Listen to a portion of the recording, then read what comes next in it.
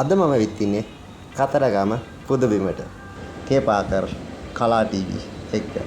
ඔයාලා චෝ මාත් එක්ක අතරමං නොවි කතරගම. ශ්‍රී ලංකාවේ පූජා නගර අතරින් එකක්.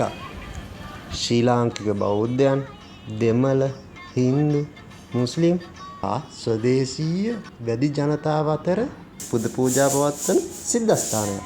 පුරාවිද්‍යාත්මක සහ සාහිත්‍යමය සාධක අනුව මෙම ස්ථානය ඉපැරණි ඉතිහාසයකට උරුමකම් කියනවා. කාලි, පත්තිනි, දැඩිමුණ්ඩ, සූනියම් සහ අනෙකුත් දෙවියන් සඳහා වෙන් කර ඇති සිද්ධස්ථාන මෙම ස්ථානයේ පිහිටා තියෙනවා. ඔබ මේ දකින්නේ රුහුණු කතරගම දේවාලයේ මූරු තැන්ගේ පූජාව. ලෝකවාසී සියලුම දෙනා සුවපත් වේවා.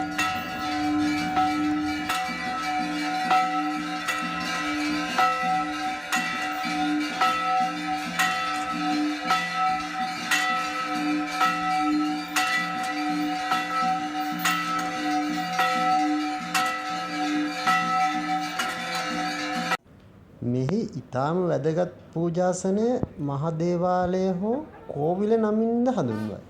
එහි පුද පූජා පවත්වනුයේ සිංහලෙන් කතරගම දෙවියන් ලෙස හඳුන්වන ස්කන්ධ මුරුගන් සඳහාය.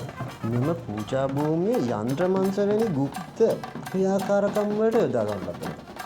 ඉඩකඩම් ගැටලු, ව්‍යාපාරික අවුල්, වාහන මිලදී ගැනීම වැනි සෑම කටයුත්තකදීම දෙවියන්ගේ ආශිර්වාදය ලබා ගැනීම අද චාරිත්‍රයක් වෙලා. පුද පඬුරු සහ මල් පළතුරු වට්ටි බාරහාර ඔප්පු කරන බැතිමතුන්ගේ කතරගම පිරිලා තියෙනවා. දියුණුව සොයා යන ගමනට පිහිට ආශිර්වාදයක් ලබා ගන්න දෙවියන්ගේ පිහිට පැතීම වැරදිය කියලා කියන්න බෑ. ජනතාව සිද්ධස්ථානයේ වාර්ෂිකව වන්දනා කරනු ලබන අතර වාර්ෂිකව සැනකෙළියක්ද පවත්වනු ලබයි. මේට පිටුපසින් අනුරාධපුර ශ්‍රී මහා බෝධීන් වහන්සේගේ අන්කුරයක් ලෙස සැලකෙන විශාල බෝධියකි. බෞද්ධ පුදබිමක් ලෙස බෞද්ධයන් අතර කිරිවෙහෙර වන්දනාමාන කරන සිද්ධස්ථානයකි. මල් කෙල්ලෙක්ගේ මල් ටිකකුත් අරගෙන අපි යමු කිරිවෙහෙර වඳින්න.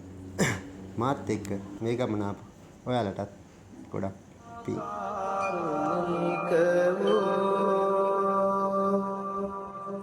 Shah